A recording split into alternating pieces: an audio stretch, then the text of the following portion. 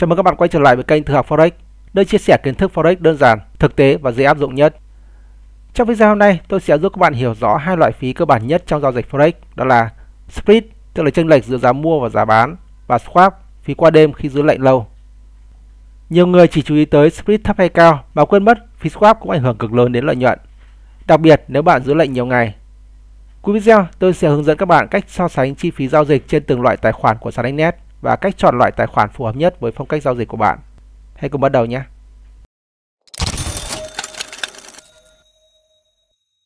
Để có thể tự học Forex một cách bài bản, các bạn hãy bấm vào nút đăng ký ở phía dưới video này. Team đã tổng hợp kiến thức về Forex theo từng danh sách phát. Khi click vào tên kênh, các bạn có thể tìm đến phần danh sách phát quan trọng này. Bên cạnh đó, bạn có thể truy cập vào website của kênh Thực học Forex. Chúng tôi đã để trong phần mô tả của mỗi video. Bạn có thể truy cập trực tiếp vào website để cập nhật những thông tin mới nhất và chính xác nhất về thị trường này. Trước hết, chúng ta cùng tìm hiểu Spread là gì và cách Exnet tính phí Spread. Spread là khoảng chênh lệch giữa giá bid và giá ask, hay là cách khác là chi phí bạn phải trả ngay khi mở lệnh. Giá bid ở đây là giá các bạn bán khống một cái sản phẩm, thế còn giá ask là giá các bạn mua một cái sản phẩm đấy ạ. Ví dụ sản phẩm euro đô-la có giá bid là 1.07300 và giá ask thì bằng 1.07320. Nghĩa là lúc này chúng ta sẽ có spread bằng 2 pip. Mỗi khi bạn mở lệnh, bạn đang mua ở giá cao, giá ask, hoặc là bán ở giá thấp, giá bid, nên lệnh của bạn âm ngay vài pip đầu tiên, đó chính là chi phí spread. Spread nó có thể thay đổi theo biến động thị trường, tức là nó phụ thuộc vào tin tức hoặc là thanh khoản của thị trường. Thứ hai đó là thay đổi theo cặp tiền giao dịch. Các cái cặp tiền càng ít giao dịch thì spread càng cao. Đặc biệt nếu như các bạn giao dịch các cái cặp tiền hiếm thì cái spread này có thể nó rất là lớn đấy ạ. Thứ ba đó là loại tài khoản Exnet mà bạn đang sử dụng. Ở đây thì bạn lưu ý đó là trong giờ ra tin hoặc là phiên Á có ít thanh khoản thì spread có thể nở rộng đáng kể. Đây là lấy ví dụ cho các bạn thực tế về spread của một số những cái sản phẩm trên hai loại tài khoản khác nhau. Ở đây thì tôi đang mở một cái tài khoản Zero và một cái tài khoản Raw Spread. Thì cơ bản là những cái sản phẩm trên tài khoản Zero này thì chúng ta sẽ có được cái spread của nó là bằng 0, trừ một số những cái sản phẩm ít giao dịch thôi. Còn những cái sản phẩm hay giao dịch ví dụ như là vàng hoặc là euro đô la này, USD JPY này, đó thì cái spread nó đều bằng 0 này. Trong khi tài khoản Raw Spread nó cũng là một cái loại tài khoản mà cái spread nó khá là nhỏ nhá. Thì các bạn thấy thì đối với vàng cái spread ở đây nó là 37 point. Đó. Đối với Bitcoin thì cái spread ở đây nó là 800 point. Bên này thì Bitcoin nó có spread là bằng 0 này. Đó thì các cái loại tài khoản khác nhau chúng ta sẽ có spread là khác nhau. Nếu như các bạn để ý đến cái loại tài khoản standard ấy thì chúng ta sẽ còn thấy cái spread này nó còn cao hơn nữa đấy ạ. Đối với loại tài khoản standard đó ấy, thì nó không tính phí hoa hồng giống như là tài khoản Raw Spread ở đây. Cho nên là toàn bộ cái phí đó nó đã chuyển về spread, thành ra là cái spread nó mới cao hơn so với loại tài khoản này là như vậy. Nói về phí swap ấy, thì phí swap này còn gọi là phí qua đêm. Swap phát sinh khi bạn giữ lệnh qua ngày mới. Mốc ngày mới ở đấy thì tính theo giờ Việt Nam, nếu như là mùa hè thì là 4 giờ sáng, còn mùa đông thì nó sẽ là 5 giờ sáng. Về bản chất, trong Forex, bạn thực hiện một cái lệnh mua bán, tức là bạn đang thực hiện vay một cái loại tiền để mua loại tiền khác, nên sàn sẽ tính chênh lệch lãi suất giữa hai đồng tiền đó. Ví dụ, bạn mua sản phẩm euro đô la, nghĩa là bạn đang vay đô la để mua đồng euro. Nếu lãi suất của đồng euro cao hơn đồng đô la thì bạn có thể nhận swap dương.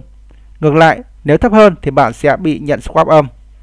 Tức là tiền của các bạn trong tài khoản sẽ bị trừ bớt đi khi các bạn giữ lệnh qua đêm. Về cách tính phí qua đêm ấy, thì phí qua đêm nó sẽ bằng phí qua đêm của lệnh bán hay là mua nhân với số ngày nhân với giá trị điểm cơ bản. Giá trị điểm cơ bản thì nó sẽ bằng số lot nhân với khối lượng hợp đồng nhân với kích thước điểm cơ bản. Nhìn công thức thì nó có vẻ khá là phức tạp như thế, tuy nhiên là các bạn không cần phải chú ý quá đến cái công thức đó đâu. Cách tính rất là đơn giản thôi ạ.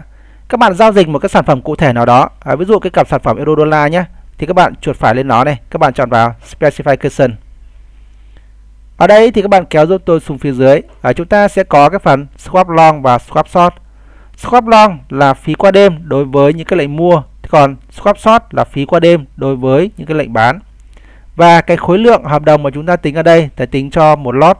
Và một lot thì với Forex này nó tính ở đây cái khối lượng giao dịch của một cái hợp đồng tương ứng với một lot, đó là 100.000 cái đồng tiền euro. Đấy, đối với cái sản phẩm euro đô la nó là như thế nhé. Đối với các sản phẩm khác thì cái phần này các bạn cũng xem cái phần contract size cũng như là margin currency thì các bạn sẽ biết được là nó giao dịch cái khối lượng là bao nhiêu. Nói chung là cũng không quá quan tâm đâu. Chúng ta chỉ cần biết được rằng cái phí qua đêm ở đây là cái phí để tính cho một lot và tính cho một ngày. Rất là lưu ý nhé, thì cái phí qua đêm này nó sẽ được nhân 3 trong ngày thứ tư. Đấy. Đối với những ngày khác thì nó chỉ tính 1 đêm thôi. Chứ còn đối với thứ tư thì nó sẽ tính là 3 đêm.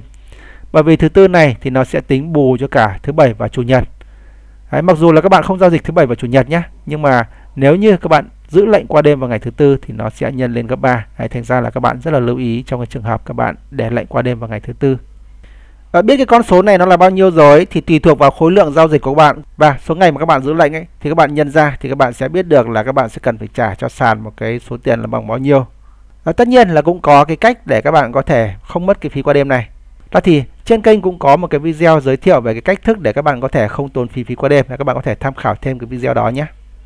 Phí swap nó có thể chịu ảnh hưởng bởi một số những cái yếu tố như là lãi suất của các ngân hàng trung ương, tỷ giá hối đoái của cặp tiền tệ, loại lệnh giao dịch, lệnh bán hoặc là lệnh mua và hoa hồng từ nhà môi giới. Cái hoa hồng từ nhà môi giới này thì mỗi nhà môi giới khác nhau thì họ sẽ có thể tính cái phí hoa hồng này là khác nhau. Cho nên nếu như cùng một cái sản phẩm, cùng cái nhóm tài khoản, các bạn tham khảo trên hai sàn khác nhau thì cái phí swap này nó có thể là khác nhau đấy ạ. Qua tìm hiểu về khái niệm của speed cũng như là swap ở trên đấy thì chúng ta có thể thấy đó là speed nó ảnh hưởng ngay khi chúng ta mở lệnh, thế còn swap nó ảnh hưởng khi mà chúng ta giữ lệnh lâu. Trong trường hợp chúng ta giao dịch day trading hoặc là scalping, tức là những cái hoạt động giao dịch trong ngày thì chúng ta không cần phải quan tâm đến cái phí swap này, chỉ cần để ý đến speed mà thôi. Thế còn nếu như chúng ta giao dịch dài ngày thì chúng ta nên quan tâm nhiều hơn đến phí swap. Vì thực chất nếu như mà chúng ta giao dịch dài ngày thì một cái sự biến động do giãn speed, sự chênh lệch giữa giá mua và giá bán nó không ảnh hưởng quá nhiều. Chúng ta để lệnh qua một ngày hay là vài ngày thì cái giá của sản phẩm nó thay đổi lớn hơn rất là nhiều so với cái việc speed đó nó giãn rồi. Đó, cho nên là chúng ta không cần quan tâm đến speed khi mà chúng ta giao dịch dài ngày và chúng ta chỉ cần quan tâm đến swap mà thôi. Ở đây thì tôi cung cấp cho các bạn một cái bảng so sánh về phí giao dịch của một số những cái loại tài khoản khác nhau mà sàn Xnet cung cấp để các bạn có được một cái lựa chọn từ việc là tài khoản như thế nào cho đến phong cách giao dịch ra làm sao để giảm cái chi phí giao dịch nhất. Thì trong cái bảng này đầu tiên chúng ta sẽ đánh giá về cái speed nhé. Thì speed đối với nhóm tài khoản standard sẽ là cái nhóm tài khoản có speed là cao nhất này. Tiếp theo đó thì nó sẽ là tài khoản Pro và sau nữa là tài khoản do speed. Thấp hơn cả là tài khoản Zero Speed. Với tài khoản Zero Speed thì rất là nhiều những cái cặp sản phẩm chúng ta sẽ có cái speed ở đó là 0 pip, khá là thấp. Tuy nhiên ngoài cái speed này thì chúng ta sẽ để ý thêm ở đây đó là cái phí hoa hồng.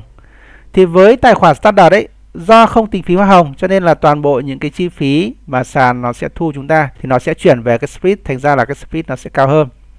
Đối với tài khoản raw speed thì ở đây có tính phí hoa hồng cho nên là cái speed này nó mới nhỏ hơn so với tài khoản standard.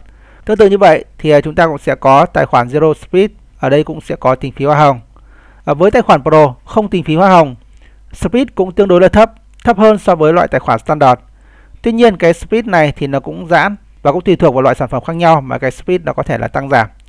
Nhưng mà nhìn chung ấy thì loại tài khoản Pro này thì nó cũng sẽ có cái phí giao dịch thấp hơn loại tài khoản standard này một chút. Các cái loại tài khoản này từ tài khoản standard, raw speed, zero đến tài khoản Pro thì đều có tính swap khi mà chúng ta giữ lệnh qua đêm. Các bạn không muốn mất phí swap ấy thì một trong những cái giải pháp mà các bạn có thể sử dụng đó là dùng cái tài khoản swap free. Nhóm tài khoản này còn gọi là nhóm tài khoản Hồi giáo. Đó. Và để đăng ký được cái loại tài khoản này thì các bạn sẽ cần phải kết nối với bộ phận hỗ trợ khách hàng của sàn và nhờ họ hướng dẫn các cái thủ tục. Đối với các chơi ở Việt Nam thì chúng ta cũng hoàn toàn có thể đăng ký cái loại tài khoản này.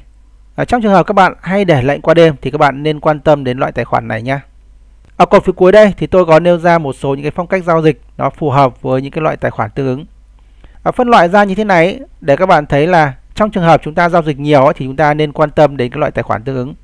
Thế còn thực tế nếu như mà chúng ta là những người mới, chúng ta đang giao dịch ít thì các bạn giao dịch trên cái loại tài khoản nào cũng được. Thậm chí các bạn hãy quan tâm nhiều hơn đến loại tài khoản standard.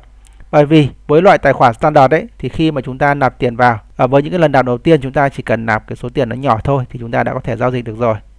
Giao dịch nhiều thì cái phí chênh lệch nó mới đáng kể. Do vậy là chúng ta mới quan tâm đến cái loại tài khoản tương ứng. Để giúp cho các bạn có thể giữ lệnh một cách hiệu quả cũng như là tối đa hóa lợi nhuận thì ở đây tôi đưa ra 4 cái giải pháp để các bạn có thể tối ưu hóa speed và phí swap. Thứ nhất đó là các bạn nên ưu tiên giao dịch trong những cái giờ có thanh khoản cao, ví dụ như là phiên Âu hoặc là phiên Mỹ. Lúc này thì thông thường là speed nó sẽ hẹp nhất.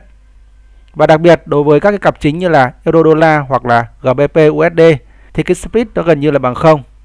Thứ hai đó là các bạn nên tránh mở lệnh vào giờ ra tin hoặc là phiên Á.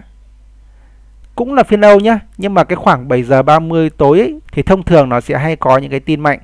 Và những cái tin mạnh đó ra ấy, thì cái speed nó sẽ có thể bị giãn khá là nhiều đấy ạ. Và lúc tin ra như thế này thì có thể là cái thanh khoản nó cũng sẽ bị thấp đi. Thành ra là chúng ta sẽ không khớp được lệnh với những cái mức giá tốt. Đấy, thì các bạn nên tránh giao dịch ở những cái thời điểm này. Tất nhiên cũng có những cái trường phái giao dịch ở những cái thời điểm ra tin. Nhưng mà lúc đó thì các bạn cần phải chọn cái loại tài khoản nó phù hợp cơ. Cái thứ ba đó là các bạn nên kiểm tra swap trước khi mở lệnh dài hạn. Bạn có thể chọn cái hướng giao dịch có swap dương hoặc là swap bằng 0 để được cộng tiền hoặc là không mất phí swap. Ngoài ra thì nếu như các bạn giữ lệnh lâu thì các bạn có thể kết hợp những cái lệnh giao dịch ngắn hạn để bù lại cái phần phí swap mà các bạn cần phải chi trả cho sàn. Và cái thứ 4 để tối ưu chi phí giao dịch đó là các bạn nên cân nhắc mở tài khoản swap free hay là tài khoản Hồi giáo. Đó thì cái phần này khi nói về cái bảng so sánh tôi cũng đã có giới thiệu đến các bạn rồi. Các bạn hãy kết nối với bộ phận hỗ trợ khách hàng của sàn và họ sẽ hỗ trợ cho chúng ta các cái thủ tục làm như thế nào để chúng ta có thể mở được cái tài khoản swap free. Và trên đây là toàn bộ những thông tin liên quan đến speed cũng như là phí qua đêm của sàn Index mà tôi muốn giới thiệu đến các bạn. Cảm ơn các bạn đã theo dõi video. Trong quá trình tìm hiểu, nếu như có gì thắc mắc, các bạn có thể để lại bình luận ở bên dưới video. Team sẽ hỗ trợ và trả lời các bạn trong thời gian sớm nhất. Trước khi rời đi, các bạn đừng quên cho video một like cũng như bấm vào nút đăng ký, bấm vào quả chuông bên cạnh để có thể nhận được những video mới nhất khi mà kênh phát hành.